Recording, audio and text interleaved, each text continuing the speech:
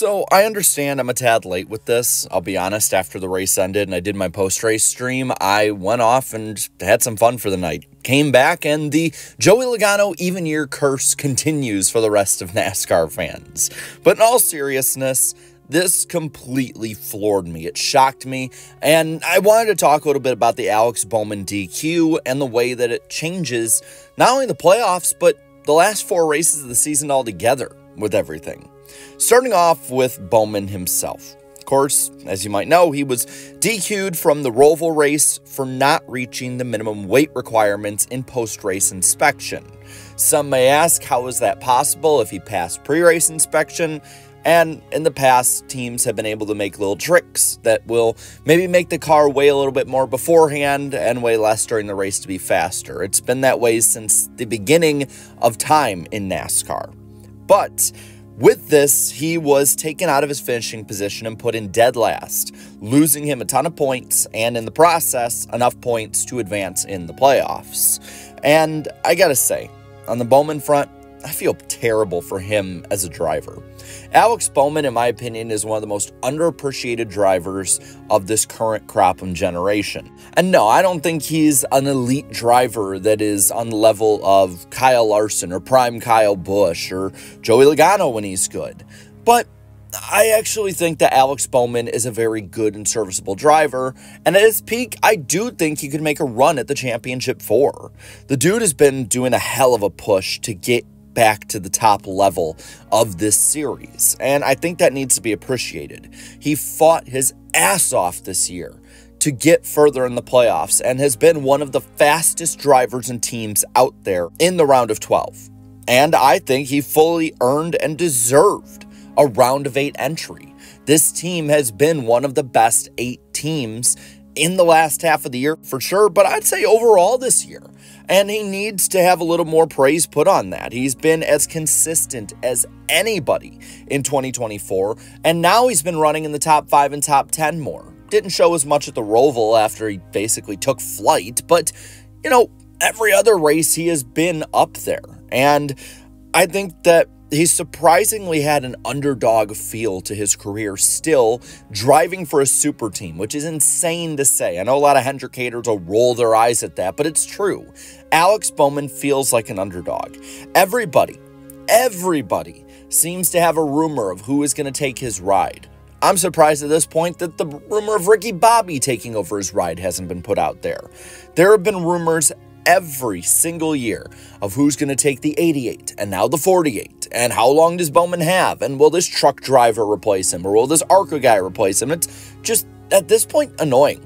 I get it's fun for reckless speculation, but there's nothing really to any of this anymore, and it just grows old hearing the same 4 or 5 rumors pop up every single year about the same person.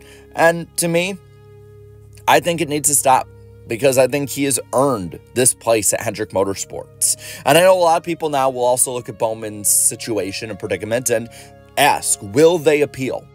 And to that I say most definitely they will. And it'll be heard this week if precedent serves right. They need to make sure that heading into Las Vegas, we're not looking at some really weird scenario where there's 2 guys who think they're in the round of 8 but aren't entirely sure of that.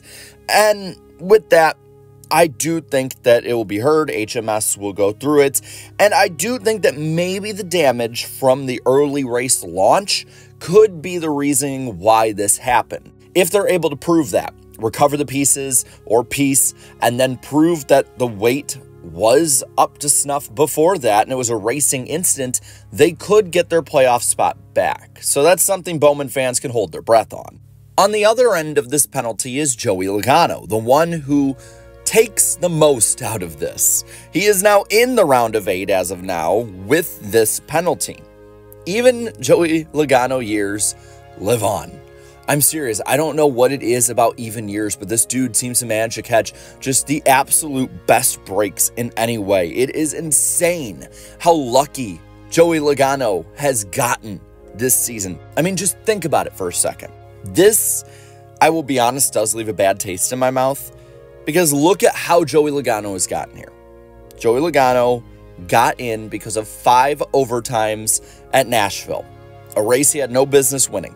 a race he was nowhere near the front of for the majority of the time. And look how he advanced in the playoffs the first round. He advanced with the Superspeedway win. Now, I get it. There are a number of other ways that he could have advanced, but it's just kind of another one you just add into that pile. And now we advance to the round of 8 with a disqualification of a driver who had earned that spot during the race because of Joey Logano's team just not being good enough to keep him up at the front. Listen, I am happy for Joey Logano fans, and you should be happy too. You should. Your driver has now made it further in the season than I think any of you thought he ever would at this point, and now has 3 races to get himself in position to run for a championship. But I will hold true to what I said in my post-race stream. Joey Logano does not deserve to be in the playoffs, and he does not deserve to be this far in. And while Joey Logano fans will be very happy with this, I guarantee there are a lot of them, not all of them, but there are a lot of them who feel uneasy about this being the way they got through. Similar to a couple of years ago when Chase Elliott got a win because the top 2 got disqualified. And he said he didn't even feel like he won the race. So I think Logano could advance, but personally I think that this playoff field, the way that it's set up this year with how the teams are running, would be much stronger and more compelling with Alex Bowman up there. And this is not me being a Hendrick homer. Hell, yesterday I had people accusing me of being a Hendrick hater because I simply made a meme about William Byron. So this is not any bias. This is just me wanting to see the best go at it.